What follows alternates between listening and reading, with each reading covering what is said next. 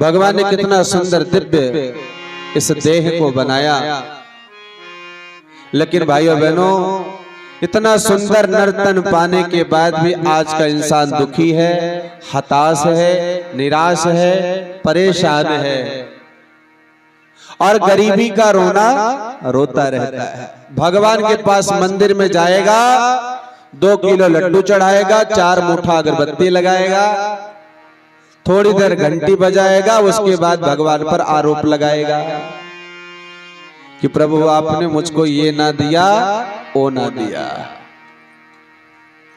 आपको लगता होगा कि आप मंदिर में जाते हैं तो भगवान का भजन करने, नहीं। आज के समय में हम मंदिर में भगवान का भजन करने नहीं जाते, भगवान को सुनाने जाते हैं, भगवान को बताने जाते हैं, भगवान से कहने जाते हैं कि आपने हमको कुछ नहीं दिया, इसलिए देखो हम तुम्हारे लिए लड्डू आए हैं, तुम्हारे लिए पेड़ा लाए हैं, तुम्हारे लिए अगरबत्ती लाए हैं, तुम्हारे लिए धूपबत्ती लाए हैं, अब ये सब लोग तुम खाओ और हमारी लिस्ट देखो, जो जो हम लेकर के आए सब हमारे लिस्ट को देख करके वो हमारी मनोवांछा पूर्ण करो। क्योंकि इंसान संतुष्ट नहीं है, भगवान के पास जाता तो मांगने के लिए जाता है। एक संत के पास एक नवयुवक पहुंचा, उस नवयुवक ने कहा संत से कि महाराज हमारे ऊपर कृपा करो, भगवान ने हमको बहुत दीनहीन बनाया, भगवान ने हमको कुछ नहीं दिया, भगवान ने हमको बहुत गरीब बनाया, भगवान ने मेरे साथ अन्याय किया है, मैं बहुत दुखी हूं, मैं बहुत परेशान हूं, संत जी आप कृपा करो, भगवान ने हमें कुछ नहीं दिया। संत भगवान ने कहा कि भगवान ने तुम्हें कुछ नहीं दिया? बोले नहीं। हे आप लोग उसको ना देखें, जाने दीजिए उसको। संत भगवान ने पूछा उस नवयुवक से, क्या भगवान ने तुझे सचमुच में कुछ नहीं दिया? उसने कहा नहीं भगवान ने हमें सचमुच में कुछ नहीं दिया। तो संत भगवान ने कहा अच्छा ठीक है, अगर भगवान ने तुझे कुछ नहीं दिया तो एक काम कर, अपना दाहिना हाथ काट करके मुझे दे दे। जब भगवान ने तुझे कुछ नहीं दिया है तो दाहिना हाथ काट करके मुझे दे दे, मैं तुझे 50,000 रुपया दूंगा। उसने कहा नहीं, मैं अपना हाथ नहीं दे सकता, मैं अपना हाथ नहीं दे सकता। तो संत भगवान ने कहा अच्छा चल ठीक है, तू हाथ नहीं दे सकता तो एक काम कर, तू अपना एक पैर दे दे, मैं तुझे 1 लाख रुपया दूंगा। अरे नहीं साहब, हम पैर दे देंगे तो चलेंगे कैसे, हम पैर नहीं देंगे अपना। संत भगवान ने कहा अच्छा कोई बात नहीं, तेरी 2 आंखें हैं ना, तू 1 आंख मुझे दे दे, मैं तुझे 2 करोड़ दूंगा। उसने कहा नहीं, मैं अपनी आंखें नहीं दूंगा, मैं अपनी आंखें कैसे दे दूं, मैं नहीं दूंगा। तो संत भगवान ने कहा अच्छा चल कोई बात नहीं, तेरे अंदर 2 किडनी है, 1 किडनी ही दे दे मुझे, मैं तुझे 5 करोड़ रुपया दूंगा। बोला नहीं, मैं तो किडनी नहीं दूंगा अपनी। भगवान ने कहा दुष्ट कहीं का, मूर्ख कहीं का, पागल कहीं का, भगवान ने तुझे 10 करोड़ का शरीर दिया और फिर भी कहता है कि मेरे पास कुछ नहीं है, तेरी आदत में आ गया है। अरे जरा जा करके देख उसको जिसको भगवान ने केवल 1 पैर दिया है, तब तुझे समझ में आएगा कि भगवान ने तुझे क्या दिया है। भाइयों बहनों, आज का इंसान दुखी क्यों है जानते? क्योंकि वो अपने से ऊपर वालों को देखता है, इसलिए दुखी है। लेकिन जिस दिन आप अपने से नीचे वालों को देखने लगेंगे उस दिन आप सुखी हो जाएंगे।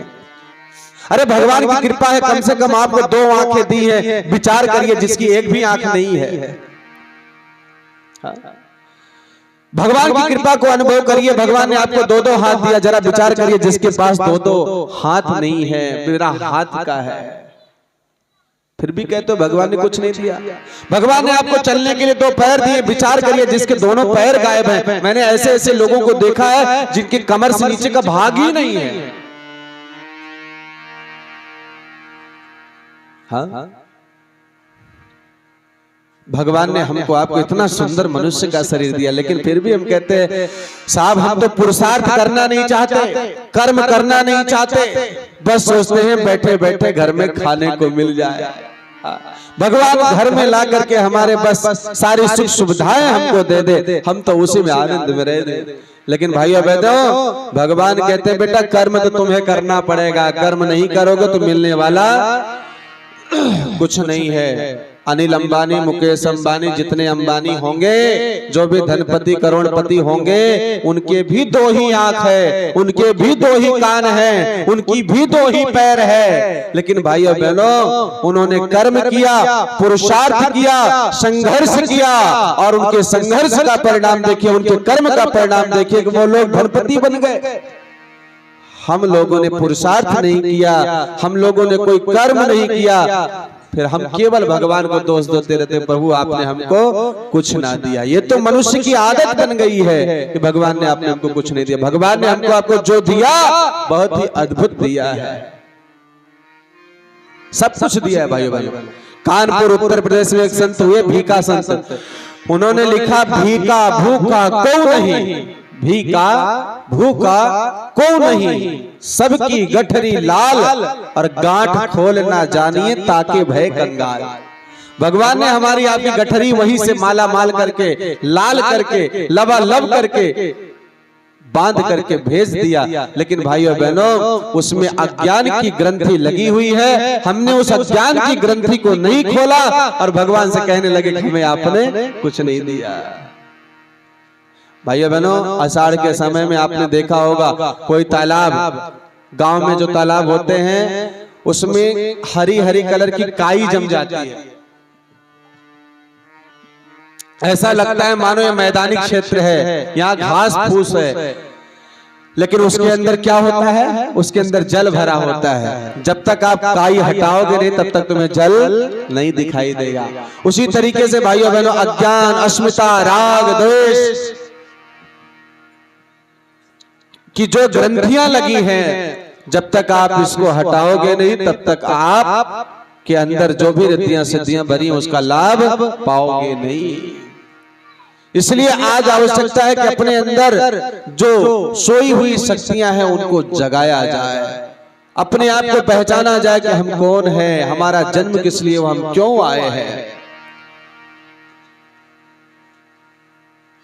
आए थे हरिभजन को होटल लगे कपास। भाइयों बहनों, एक इंसान, एक व्यक्ति घर से निकला जंगल के रास्ते, जाते जाते जाते जाते रात्रि हो गई, अंधेरा होने लगा, जंगल का घनघोर रास्ता, अंधेरा होने लगा। और वो व्यक्ति भागते हुए जा रहा था, मतलब बहुत तेज नहीं, धीरे धीरे भागते हुए जा रहा था। तो जंगल में भयंकर खूंखार जानवरों की आवाज सुनाई दे रही थी, कहीं शेर बोल रहा था, कहीं भालू बोल रहे थे, कहीं चीता गुर्रा रहा था। वो बेचारा डरा हुआ था, सहमा हुआ था। अचानक से उसके कान में खटपट खटपट खटपट खटपट की आवाज सुनाई दी। उसको लगा कि मानो मेरे पीछे कुछ आ रहा है। जैसे पीछे झांक करके देखा तो भाइयों बहनों, उसके पीछे एक विशाल काय हाथी उसके पीछे दौड़ा हुआ चला आ रहा था। अब जैसे उसने देखा कि मेरे पीछे हाथी आ रहा है, तुरंत वो भागते, इतना तेज भागा भाइयों बहनों, इतना तेज भागा कि उसी जंगल में सामने एक अंधा कुआं था, उस कुएं में जाकर के वो क्या हुआ, गिर गया ना? नहीं गिरा, कुएं में जाकर के, बोलिए, माता जी कह रही गिर गया। अरे गिरा नहीं, वो कुएं में गिर तो रहा था, लेकिन उसी कुएं से एक पेड़ निकला हुआ था, वो पेड़ की डाली उसमें लटक रही थी। वो गिरा तो, लेकिन पूरी तरीके से नहीं गिरा, डाली उसके हाथ में आ गई, उसने डाली को पकड़ लिया।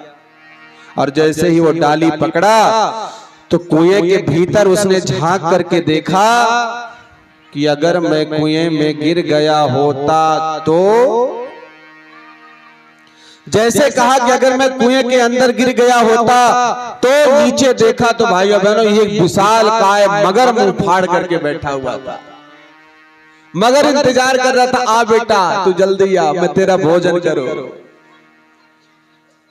इसने देखा ऊपर हाथी नीचे मगर, कहा हे भगवान। जैसे कहा हे भगवान तो भाइयों बहनों जिस डाली को इसने पकड़ रखा था उसी डाली के ऊपर एक मधुमक्खी का छत्ता लगा हुआ था। आप विचार करिए, कुएं के ऊपर हाथी, कुएं के अंदर मगर, और जिस डाली को पकड़ रखा उस डाली के ऊपर मधुमक्खी का छत्ता लगा हुआ। इसने कहा हे भगवान अब मैं क्या करूं। तब तक उसको कुछ कुट कुट कुट कुट कुट कुट की आवाज सुनाई दी, मानो कोई कुछ कुतर रहा हो। भाइयों बहनों उसने ध्यान से देखा तो दो चूहे उसी डाली को काट रहे थे जिस डाली को उसने पकड़ रखा था। और चूहे भी बड़े विचित्र, एक गोरा चूहा यानी सफेद चूहा, दूसरा काला चूहा। वो दोनों मिलकर के उस डाली को कुतर रहे थे जिस डाली को उसने पकड़ रखा था। इसने कहा हे भगवान अब क्या करूं, नीचे मगर, ऊपर हाथी, चूहा डाली काट रहा है, ऊपर मधुमक्खी की छत्ता लगा, अब मैं क्या करूं। जैसे कहा हे भगवान मैं क्या करूं। तुरंत भाइयों बहनों उसकी आवाज सुन करके सारी मधुमक्खियां वहां से उड़ गई। और जब मधुमक्खी उड़ गई तो मधुमक्खी के उड़ते ही उसमें से शहद टपकने लग गया, मधु टपकने लग गया। जैसे देखा ऊपर से शहद की बूंद आ रही, तुरंत इसने अपना जीभ बाहर निकाल लिया। ऐसे कर जीभ बाहर निकाला तो इसके जीभ पर शहद आकर के टपक गया और ये शहद का आनंद लेने लग गया। आहा क्या स्वादिष्ट है, कितना स्वादिष्ट, कितना मीठा शहद। उसके बाद दोबारा बूंद आई, दोबारा जीभ बाहर, तिबारा बूंद आई, तिबारा जीभ बाहर। उसके बाद बूंदे लगातार बूंदे टपकती रही और ये महाराज जीभ निकाल करके शहद का आनंद लेते रहे। लेकिन भाइयों बहनों शहद चाटने के चक्कर में ये भूल गए कि ऊपर हाथी है, नीचे मगर है और चूहा उसी डाली को काट रहा है जिस डाली को उसने पकड़ रखा है। शहद का आनंद लेने के चक्कर में भाई बहनों सबको भूल गए और चूहे तो अपना काम कर रहे थे। एक समय आया चूहे ने डाली काट दिया और वो महाराज जी काल के गाल में जाकर के समा गए। बोले वृंदावन बांके बिहारी लाल की जय। अब बताइए भाइयों बहनों वो व्यक्ति कौन है, वो व्यक्ति कौन है। इसमें बैठा हुआ हर एक वो व्यक्ति है, जितने लोग बैठे ना इसमें से बैठा हुआ हर एक वह व्यक्ति है जो उस कुएं के पास में शहद का आनंद ले रहा है। हमारी आपकी कहानी है, हम ही आप हैं वो जो इस संसार में आए तो काल हमारे पीछे हाथी के रूप में लग गया। जैसे उसके पीछे हाथी लगा वैसे हमारे पीछे काल लगा हुआ है। समय हमको दौड़ा रहा है और हम भाग रहे हैं, भाग रहे हैं, भाग रहे हैं। और भाइयों बहनों